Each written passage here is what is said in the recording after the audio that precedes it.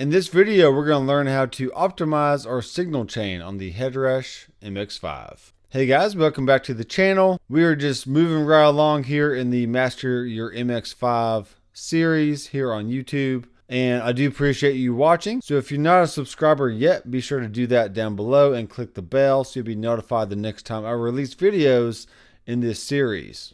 And if you're interested in diving deeper into the world of Headrush, then I have 2 courses on my website that is just for you. The first one is the Headrush tone sculpting course, and that is going through every amp, effect, cab, microphone, impulse response, and really just diving deeper into the unit. And the second course is the Headrush tone sculpting rigs, which is a monthly live stream that I do where I build rigs right in front of you. You can go to my website and purchase that course, and you get all the rigs from now and into the future for just one low cost. So if you want to check that out and help support the channel, I greatly appreciate it. And let's go ahead and dive right into this video. So I'm liking the TW Basic. Let's go ahead and start a new rig, and we're going to learn how to optimize every single aspect of the order, the overall sound, the tone, and everything that you need to get the best sound that you can. So what we're going to do is hit the ... in the top right hand corner, and we're going to choose new rig. So like I said before, I like having my pre-effects before my amp and my wet effects after my amp, pretty much acting like an effects loop. So I'm going to go a slightly different direction. I'm going to choose the orange Tangerine 30 channel 1. And what I like about this amp is you can really crank it to get some dirt, or you can pull it back and get some really nice clean tones. So looking at the cab, we can choose a different mic type. And that's going to drastically change our sound overall. So let's just see what happens if we keep it on 57 on axis. And let's just play our first chord.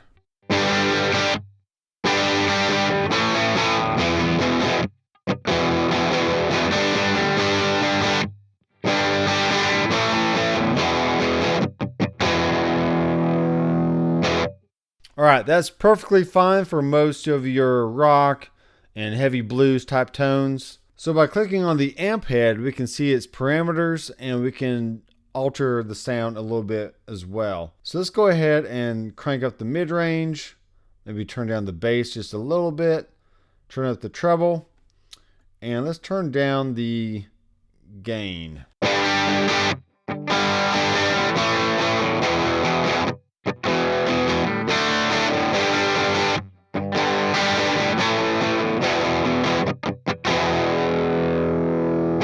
Now let's see what happens if we take some modulation, like an orange phaser, and let's hear what happens if we have the effect before the amp or after the amp.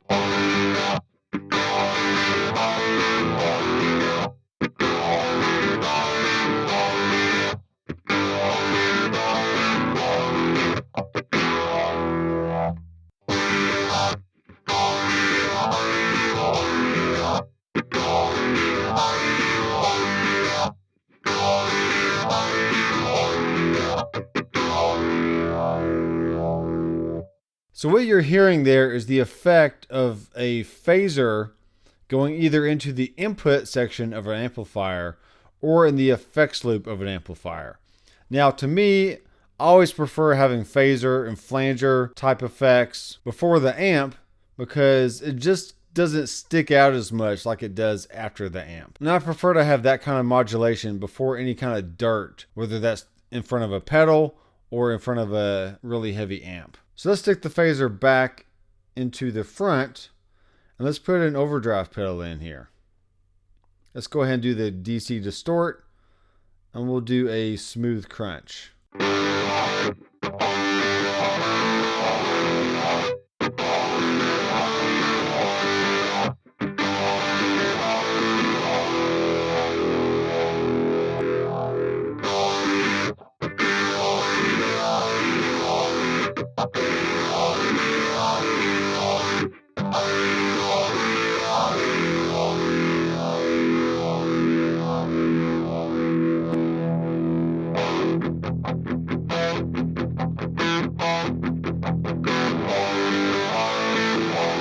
Yeah, so there you go, guys.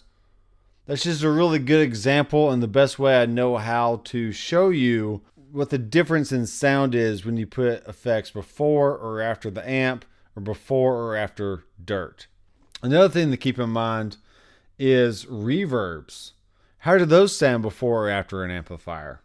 So let's throw in a medium room and make sure our overdrive is off. And we're going to listen to it after the amp first, and then I'm going to put it before the amp. And you let me know down in the comments which one you like best.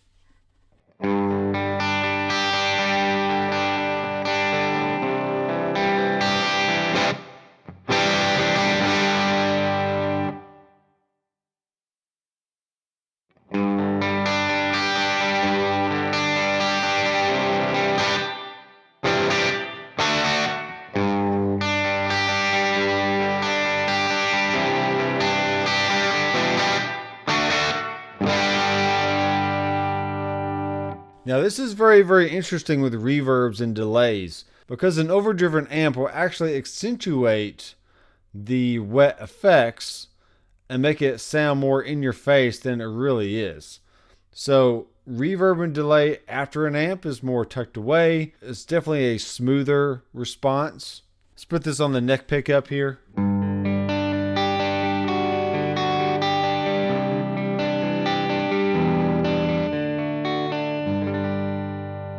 And then before the amp.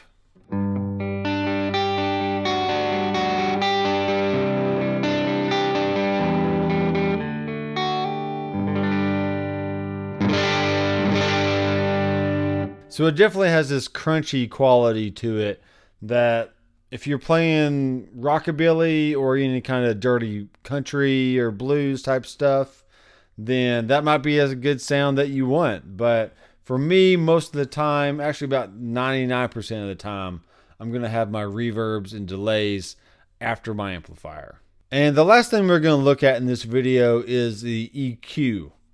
Now, EQs can be very, very powerful, especially in the studio. And if you've ever owned the Boss GE7 or an MXR 10-band graphic equalizer, then you know the power that these pedals have in your rig. So for us, we do have a graphic and a parametric EQ.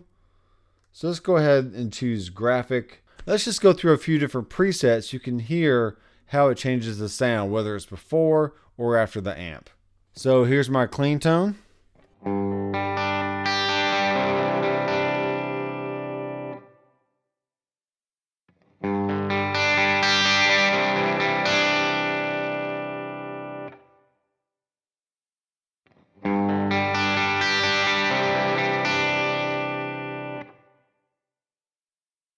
Okay, let's choose a different preset. Let's make it crispy. Here's the clean.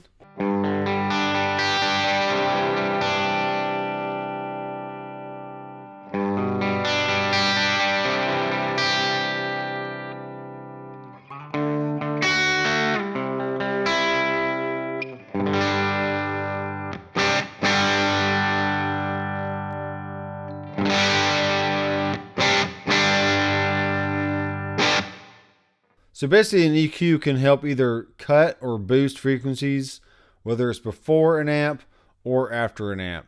So I encourage you to experiment a little bit more on your own time. So definitely let me know your results down in the comments. And if you want to help support the channel, I do have affiliate links to Sweetwater and also Amazon, depending on what you're looking for. So the next time you go buy something, be sure to click through my link and you will help support the channel at no extra cost to you. So in the meantime, I'm Dr. Mcfarland. I will see you in the next video. Keep rocking.